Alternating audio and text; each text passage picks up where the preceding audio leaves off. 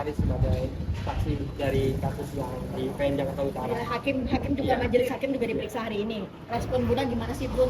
Hakim yang memang menyidangkan Pak. Nah, seharusnya kalau masalah ini hakimnya tidak boleh lagi menyidangkan. Ini sudah terjadi konflik interest. Dia sudah menyaksikan di situ. Dan kita melihat hakim ini arogannya luar biasa terhadap kita. Kemarin saya kan laporkan dia kepada saya buat LP di Polres Jakarta Utara. Ya, dengan pasal 421 abuse of power, dengan pasal 310 yaitu pencemaran nama baik. Nah, dalam hal ini perbuatan tidak menyenangkan, kita dibentak-bentak, dan dia sebagai moderator, sebagai juri, dia tidak memberikan peluang kepada kita yang seluas-luasnya. Setiap ada pertanyaan dia beri keterangan, ngajar kita seperti menggurui. Mungkin kalian tahu, kalian ini kok posting, banyak yang posting kok. Nah, artinya kita kan hadirkan saksi ahli, hadirkan saksi ada cat, hadirkan kita beracara di situ untuk memberi keterangan kepada hakim agar hakim menilai, melihat. Kita menyampaikan kepada hakim supaya hakim memahami, bukan hakim yang berseteru dengan kita gitu. Dia memahami agar memutuskan dengan perkara ini dengan benar dan baik. Nah, kalau Pak Hotman Paris kemarin menyatakan bahwa dia mendengar, melihat koruptor itu, dia bohong. Karena dia udah ditarik keluar dari ruangan itu. Kita punya kesaksian juga, dia sudah keluar, nggak ada dia di ruangan itu. Jadi tolong jangan terlalu dendam lah sama si Rasman. Kalau sudah seperti ini, jalankan saja semuanya dengan prosedur hukum.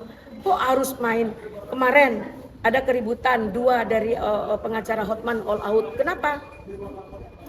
Minggu yang lalu Ibu Sophia menyatakan sebagai ketua hakim bahwa temannya DE namanya menyatakan sudah pindah tugas lain. Oke. Minggu ini balik lagi tanpa ada keterangan. Saksi ahli kita dari PPA tidak membawa KTP asli, dibentak. Ada nggak? Ada. Di mana tinggal? Berarti itu tidak ada. Loh, bisa nggak dia nggak ngegas? Bisa nggak dia lebih soft? Lebih baik nggak bentak-bentak? Itu kan, dia kan orang intelektual. Dia orang yang berpengaruh dalam perkara ini. Kami sudah cukup sabar 20 kali persidangan, dibentak-bentak, dihardik-hardik. Dipikirnya kita ini bodoh banget gitu. Oke, dia lebih berkuasa. Dia yang mengatur semua. Dia adalah tuan rumah, kita adalah tamu. Kan kita diam. Tapi ketika dia bentak, kita nggak terima juga. Itu melampaui batas dari kewenangan dia. Makanya saya sangat tersinggung, sangat kaget. Karena berapa kali, mohon yang mulia, jangan kami dibentak. Mohon yang mulia, jangan ngegas. Masih dilakukan. Ya kita manusia biasa ya. Lost control, kalau kamu bentak saya keluar. Silakan. Ya saya laporkan. Saya nggak tahu ya, seolah-olah tidak ada netral bagi kami. Kami rasakan boleh dong, tidak memfitnah, tidak menuding, merasakan bahwa dia tidak netral.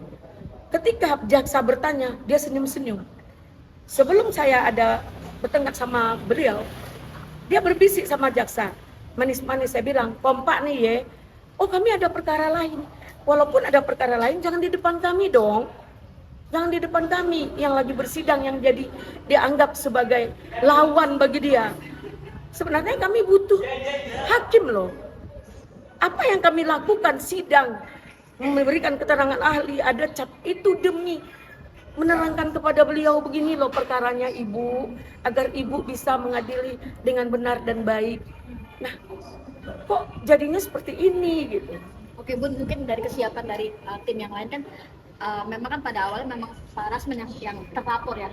Nanti kalaupun tim lain dihadirkan untuk menjadi saksi di Barreskrim, seperti apa sih kesiapannya sendiri?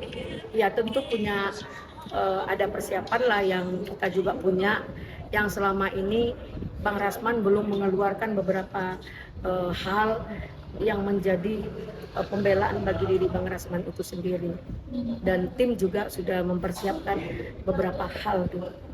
Mungkin itu yang bisa saya sampaikan. Terkait Rasman dikenakan 3 pasal berlapis nih, mungkin Ibu kan bekas tim Rasman juga, gimana sih mungkin Gimana? Rasman dikenakan 3 pasal berlapis menurut Hotman? 3 pasal berlapis. Iya. Menurut siapa? Menurut Hotman tadi. Menurut Hotman. Jadi saya lihat Hotman yang mengatur semuanya. Hukum ini diatur oleh Hotman. Ketika orang itu pindah, hakim pindah, kami tanya, Ibu pindah kok balik lagi? Diperlihatkan apa? Alasannya dia balik lagi hakim itu atas permintaan Hotman Paris. Hebat sekali Hotman Paris. Permintaan dia dikabulkan, tetap permintaan tim kita untuk mengganti hakim tidak dikabulkan. Kemudian kadarulahnya Allah memindahkan hakim, terus tidak dipindahkan atas permintaan Hotman Paris.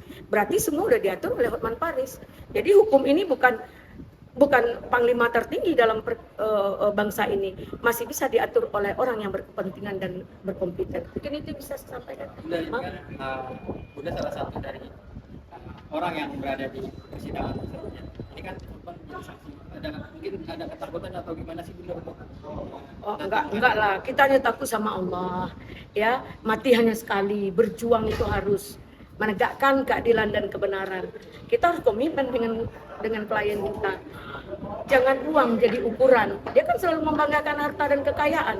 Dia merasa dia hebat, dia merasa adalah orangnya Prabowo. Kita juga 15 tahun berjuang dengan Prabowo.